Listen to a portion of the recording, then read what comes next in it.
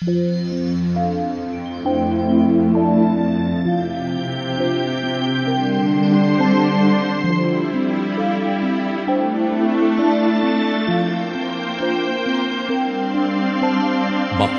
ang bumabasa at ang nangakikinig ng mga salita ng hula at tumutupad ng mga bagay na nangasusulat doon, sapagkat ang panahoy malapit na.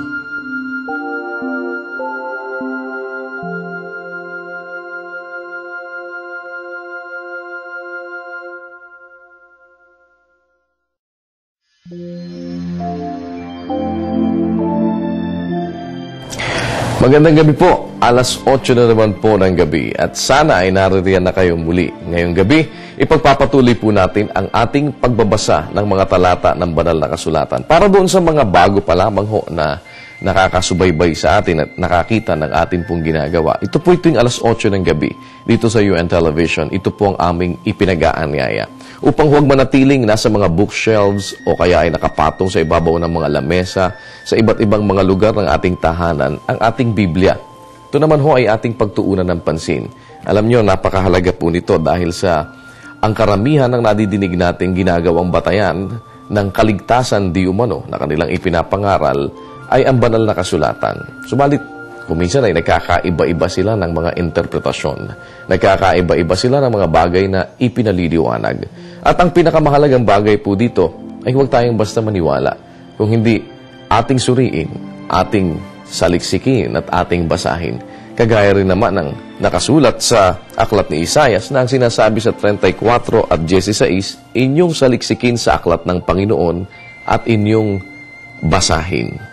Yan po ang ating ipinag-aanyaya at ginagawa tuwing sumasapit ang alas 8 ng gabi. Ngayong gabi po, ipagpapatuloy natin ang pagbabasa ng mga salita ng Diyos sa mga talata ng banal na kasulatan. Kaya sana ay samahan po ninyo kami at nang sa ganon ay makita natin ang mga bagay na dapat nating maunawaan at nang hindi naman tayo basta't napaniniwala sa iba't ibang mga sinasabi ng mga nagkalat-kalat na mga mangangaral ngayon na nagsasabing sila daw ay mangangaral ng Diyos. Narito po ang pagpapatuloy ng ating pagbabasa sa mga aklat na ating inumpisahan.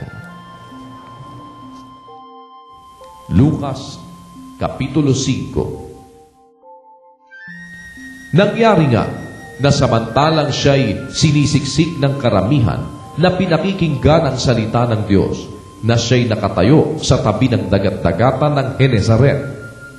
At nakakita siya ng 2 daong na nasa tabi ng dagat-dagatan. Datapwat nagsilunsad sa mga yaon ang mga mamamalakaya at hinuhugasan ang kanilang mga lambat. At lumulad siya sa isa sa mga daong na kay Simon at ipinamanhik niya dito na ilayo ng kaunti sa lupa. At siya'y naupo at nagturo sa mga karamihan buhat sa daong. At pagtigil niya ng pagsasalita, ay sinabi niya kay Simon, pumaroon ka sa laot at ihulog ninyo ang inyong mga lambat upang mamalakaya.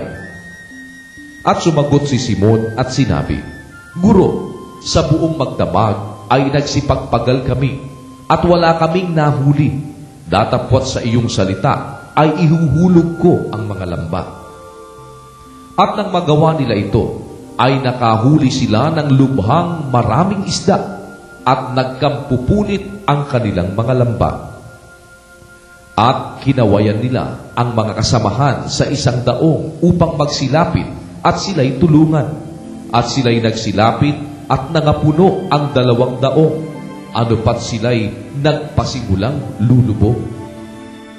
Datapwat nang makita ni Simon Pedro, ay nagpatira pa sa mga tuhod ni Jesus na nagsasabi, lumayo ka sa akin, sapagkat ako'y taong makasalanan, o Panginoon. Sapagkat siya at ang lahat ng kasama niya ay nagsipanggilalas dahil sa karamihan ng mga isdang kanilang nangahuli.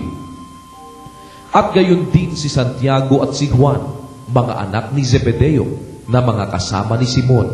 At sinabi ni Jesus kay Simon, huwag kang matakot. Mula ngayon ay mamamalakaya ka ng mga tao. At nang maisadsad na nila sa lupa ang kanilang mga daong, ay iniwan nila ang lahat at nagsisunod sa kanya.